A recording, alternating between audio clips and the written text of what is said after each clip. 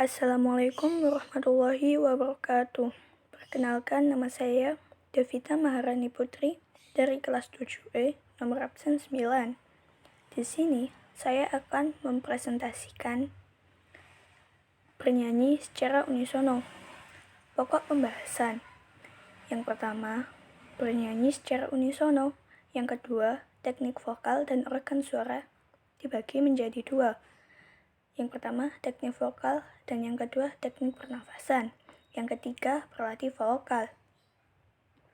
Bernyanyi secara unisono. Secara etimologi, kata unisono berasal dari kata uni, yang berarti satu, dan sono, yang berarti suara. Bernyanyi unisono merupakan sebuah cara bernyanyi menggunakan satu suara saja.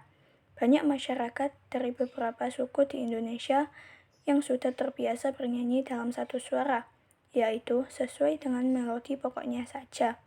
Lagu daerah yang ada di setiap provinsi merupakan warisan budaya yang dapat dinyanyikan menggunakan satu suara.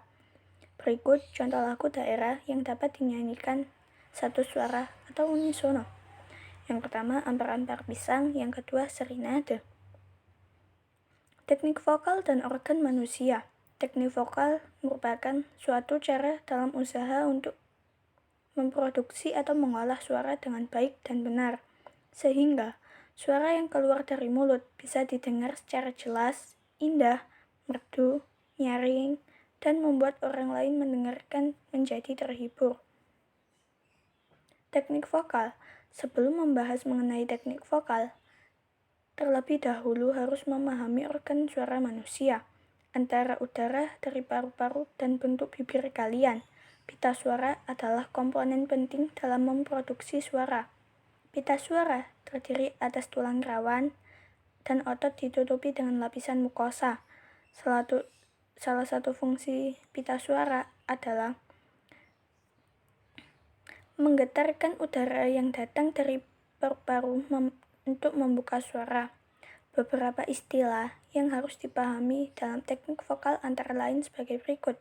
Yang pertama, artikulasi dalam bernyanyi adalah cara mengucapkan kata-kata dalam menyanyi sehingga mampu menciptakan atau membentuk suara yang jelas, nyaring, bahkan supaya suara yang dihasilkan menjadi indah. A.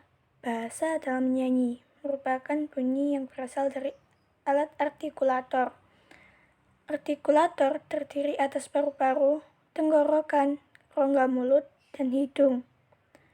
Bunyi B. Bunyi vokal adalah bunyi yang tidak mengalami hambatan di daerah artikulator, bisa berdiri sendiri, dan dapat menghidupkan konsonan.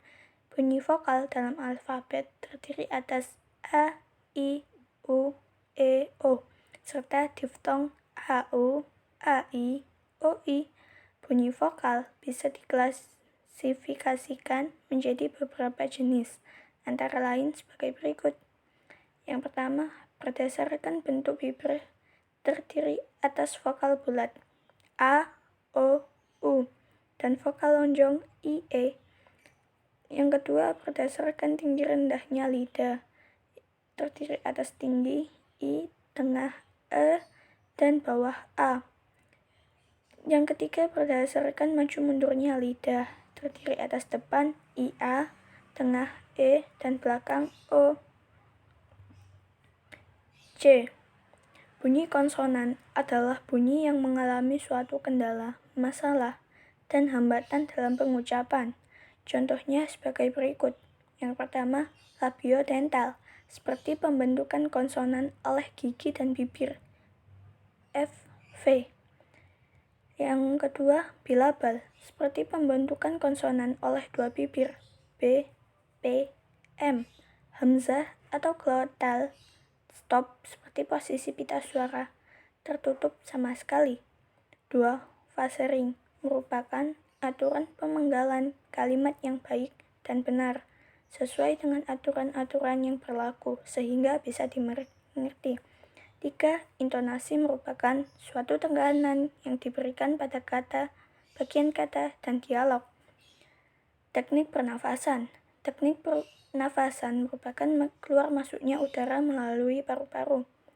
Pernafasan udara yang digunakan untuk menyanyi harus lebih banyak jika dibandingkan dengan persediaan untuk sehari-hari. Teknik pernafasan dibagi menjadi 3, yaitu teknik pernafasan dada. Teknik pernafasan dada sangat populer dengan sebutan teknik Italia, karena hampir semua penyanyi zaman Renaissance menggunakan teknik pernafasan dada. Pernafasan dada adalah proses yang mengandalkan pergerakan otot-otot di antara tulang rusuk. Yang kedua, pernafasan perut. Pada saat kalian menghirup udara, bagian-bagian sekitar pusar membesar. Oleh karenanya, seluruh kegiatan dan kekuatan ke perut akan mengurangi daya dorong paru-paru. Yang ketiga, pernafasan diafragma. Pernafasan diafragma adalah pernafasan yang dilakukan mengembangkan rongga perut atau diafragma. Berlatih vokal. Apabila kita ingin belajar vokal, sebaiknya ketahui terlebih dahulu beberapa latihan pemanasan vokal yang biasa dilakukan sebelum memulai bernyanyi. Pemanasan atau bisa disebut dengan warming up dalam hal bernyanyi memiliki fungsi yang sama halnya ketika ingin melakukan olahraga, supaya pita suara tidak kaget serta beberapa organ yang berperan saat bernyanyi seperti mulut, tenggorokan, lidah, dan lain-lain menjadi lebih luas. Maka diperlukan latihan ringan terlebih dahulu. Berikut ini adalah beberapa contoh lagu sederhana yang dapat dinyanyikan untuk melatih kemampuan kita berlatih vokal. Yang pertama, lagu Jublek-Jublek Suweng. Yang kedua, Burung Kakak Tua. Sekian dari saya. Bila ada kesalahan kata, mohon dimaafkan. Wassalamualaikum warahmatullahi wabarakatuh.